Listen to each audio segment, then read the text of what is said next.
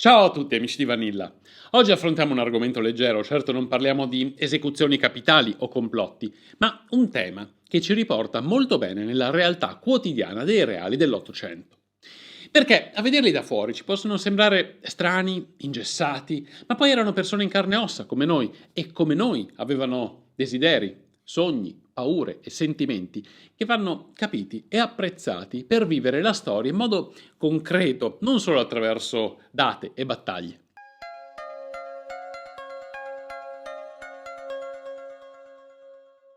Francesco Giuseppe non era certamente un viver come tanti sovrani suoi contemporanei, ad esempio Edoardo VII, figlio della regina Vittoria.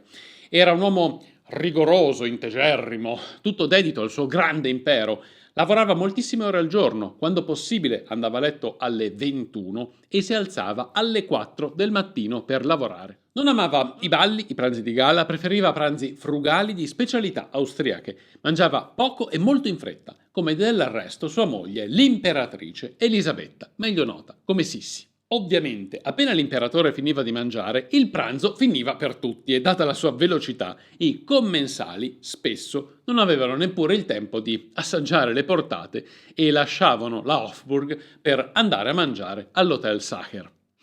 Era profondamente innamorato della bellissima moglie, ma Elisabetta era molto assente, sia psicologicamente sia fisicamente, a causa dell'insofferenza alla suocera e ai doveri imperiali, senza contare le malattie di origine nervosa che la tormentavano. Dal 1860 al 1862 trascorse a Vienna solo 3 settimane e lui era un uomo giovane, bello, ammirato ed era l'imperatore. In gioventù la madre Sofia gli aveva procurato le famose contesse igieniche, così venivano descritte, donne nobili e sposate che si prestavano volentieri a fare da navescuola al giovane imperatore. Con una di queste, Katarzina Branicka, contessa Potocka, conosciuta prima del matrimonio, pare abbia avuto un flirt nel 1860 durante il lungo soggiorno di Sissi a Madeira. Più un'avventura che una relazione, ma fu la prima amante di Francesco storicamente accreditata dopo il matrimonio. C'è invece qualche dubbio sull'incontro con Teresia Pointiger, conosciuta durante una battuta di caccia nel 1870. Pare abbiano trascorso una notte insieme e che dopo 9 mesi sia nato un bambino, Anton. Un pronipote di Teresia Hubert Pointinger sostiene nel libro La principessa del sale che dal 1870 al 1877 Teresia abbia avuto da Francesco Giuseppe ben 4 figli, cosa piuttosto incredibile dati gli impegni del Kaiser e la lontananza da Vienna. L'incontro potrà anche esserci stato, ma l'esame del DNA di Hubert Pointinger e del pronipote di Francesco Ferdinando, che si era prestato al controllo dopo l'uscita del libro, ha definitivamente escluso ogni parentela. Nel 1875 Francesco Giuseppe aveva conosciuto Anna Novak, appena quindicenne ma già sposata, durante una passeggiata nel parco Schönbrunn. Anna lo definì il giorno più bello della sua vita. Il matrimonio di Anna con un alcolizzato cronico, Johann Heuduk, era molto infelice e il marito accettò la separazione in cambio di una somma ingente che non poteva venire che dall'imperatore.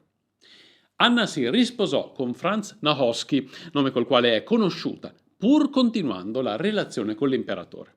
Nel 1885 nacque Helene Nowski, riconosciuta dal marito di Anna, ma molto probabilmente la figlia di Francesco Giuseppe. Nel 1885 l'imperatore aveva conosciuto Katharina Schratt e le visite ad Anna si erano molto diradate. La relazione non era probabilmente più sessuale, per cessare completamente nel 1889 dopo il suicidio del figlio di Francesco Giuseppe, il principe ereditario Rodolfo d'Asburgo-Lorena.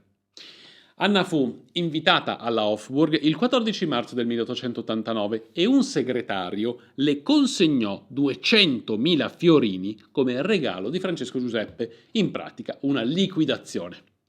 C'è ancora la ricevuta firmata da Anna, dove conferma di aver ricevuto la somma come regalo e dove giura di mantenere il silenzio sugli incontri con l'imperatore. Un giuramento che poi in effetti mantenne. Si conoscono le reazioni furibonde dell'imperatrice Elisabetta alla relazione con la contessa Potocka. Non si sa nulla di quelle relative alla relazione con la Nevsky, mentre si sa per certo che Elisabetta abbia favorito l'amicizia con Katarina Schratt. Col tempo i rapporti col marito si erano intiepiditi e lei si era probabilmente convinta che, avendo il marito un amante e compagnia, le sue fughe da Vienna sarebbero state agevolate e i suoi sensi di colpa sopiti. Katharina Schratt era nata nel 1853 a Baden, figlia di un commerciante di articoli di cancelleria. Fin da piccola aveva desiderato fare l'attrice, scelta molto avversata dai genitori, data la fama delle attrici a quell'epoca, ma riuscì nel suo intento di iscriversi a una scuola di recitazione e a debuttare a 17 anni nel teatro della sua città. Nel 1872 lavorò al Teatro Reale di Berlino ed ebbe un grande successo, tanto da essere chiamata dopo pochi mesi dal Wiener Stadttheater. Prese una pausa dalle scene per sposare il diplomatico ungherese Miklos Barone Kiss de Ittebe nel 1879, poi ebbe un figlio, Anton, nel 1880 e nello stesso anno si separò pur senza mai divorziare. Ripreso il lavoro dopo una tournée a New York nel 1883, entrò a far parte del Hofburg-Theater di Vienna. Fu un successo immediato, divenne la più famosa attrice austriaca e conobbe Francesco Giuseppe durante un'udienza che l'imperatore aveva concesso agli attori, senza che però succedesse nulla dopo. Come prima attrice del teatro partecipava a molti eventi mondani e durante il Ballo degli Industriali nel 1885 incontrò nuovamente l'imperatore. Questa volta Francesco fu colpito da Caterina e i due parlarono a lungo. Durante una visita dello zar Alessandro III, dopo una rappresentazione teatrale, gli attori vennero invitati alla cena seguente e qui la Schratt incontrò nuovamente Francesco Giuseppe e conobbe l'imperatrice. Da quel giorno, vista l'ammirazione del marito per Caterina, Elisabetta restò in contatto con la Schratt, invitandola, scrivendole, mandandole regali, indubbiamente avvicinandola al marito. Privatamente Elisabetta non ammirava la Schratt, la trovava poco raffinata, grassa, l'esatto contrario delle donne che le piacevano, ma sia per far piacere al marito o più probabilmente per interesse personale, continuò a volerla presente a corte e a favorire l'amicizia fra i due. Non si sa quando siano diventati intimi, ma Francesco le regalò una villa vicina a Schönbrunn, le mise a disposizione Villa Felicitas, poi chiamata Villa Schratt, a Bad Ischl, le pagò i suoi molti debiti del gioco, le regalò moltissimi gioielli, ma da uomo rigoroso si oppose sempre ai tentativi di Caterina di farlo intervenire per ottenere la direzione del teatro. Alcuni sostengono che la relazione sia stata solo platonica, la cosa però pare, almeno in questo periodo, molto dubbia.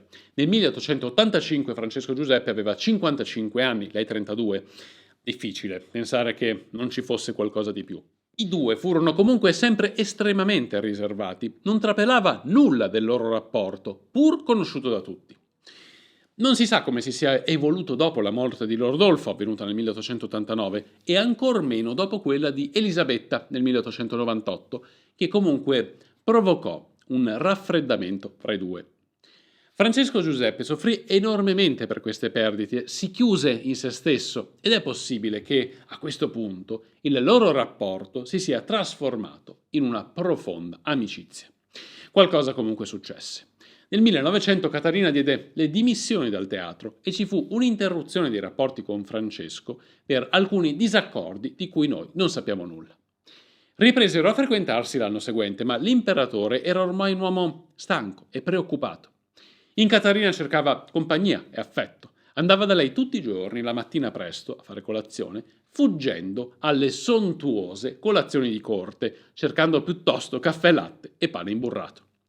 Qualche volta andava anche a pranzo, a cena, sempre semplici specialità austriache, e poi tornava a lavorare, come una vecchia coppia. Gli svaghi erano le passeggiate nei giardini di Schönbrunn. Nel 1903 Caterina accettò il ruolo di Maria Teresa nell'omonima commedia. Fu uno scandalo a Vienna. Vedere l'amante dell'imperatore interpretare la più grande imperatrice austriaca non venne accettato. La critica e il pubblico la stroncarono, ritenendo che il confine del cattivo gusto fosse stato superato. Lo stesso Kaiser le mandò un semplice biglietto. Ho letto sul giornale che interpreterete la Maria Teresa. È vero? Poche parole, ma molto chiare sulla disapprovazione imperiale. Caterina non salì mai più sul palcoscenico. Nel 1909 morì il marito. Non avendo mai divorziata, lei ereditò il palazzo Königswarter sul Kerner Ring di fronte al Teatro dell'Opera, dove già abitava dal 1890. L'amicizia con Francesco durò fino alla morte dell'imperatore nel 1916. Dopo la morte di Francesco Giuseppe, Caterina si ritirò nel suo palazzo, dedicandosi solo ai suoi animaletti e a opere di carità. Divenne molto religiosa, frequentava quotidianamente la chiesa e si recava più volte alla settimana sulla tomba del sovrano e di Elisabetta nella cripta dei Cappuccini. Mantenne sempre il più stretto riserbo sui suoi rapporti con Francesco Giuseppe e rifiutò le tante offerte per pubblicare le sue memorie, sostenendo di essere stata un'attrice e non una scrittrice, di non essere stata una Pompadour o una Maintenon e di non avere quindi nulla da dire. Morì nel 1940 ed è sepolta nel cimitero di Jizkig, nella tomba del marito. Curiosamente, nello stesso cimitero, non molto lontano, riposa anche Anna Nowski. Del figlio di Caterina, Anton, morto nel 1970 e sepolto nella stessa tomba, non si sa praticamente nulla. Quali che siano stati i rapporti con la madre e con l'imperatore rimane un segreto che solo gli interessati conobbero. Elena Nowski, la probabile figlia di Francesco, sposò il compositore Alan Berg. Non fece mai parola della relazione materna con l'imperatore e dell'eventuale ascendenza regale. Morì nel 1976. Cosa dire di Francesco Giuseppe, sposato alla donna osannata come la più bella e regale della sua epoca, famosissima ancora oggi, della quale era profondamente innamorato, anche se quasi sempre infelice, che ebbe relazioni con donne così diverse, di estrazione borghese e molto poco raffinate? Forse era più interessato a un rapporto di affetto, un rapporto di semplicità casalinga che gli mancava a corte. Probabilmente era un uomo profondamente solo.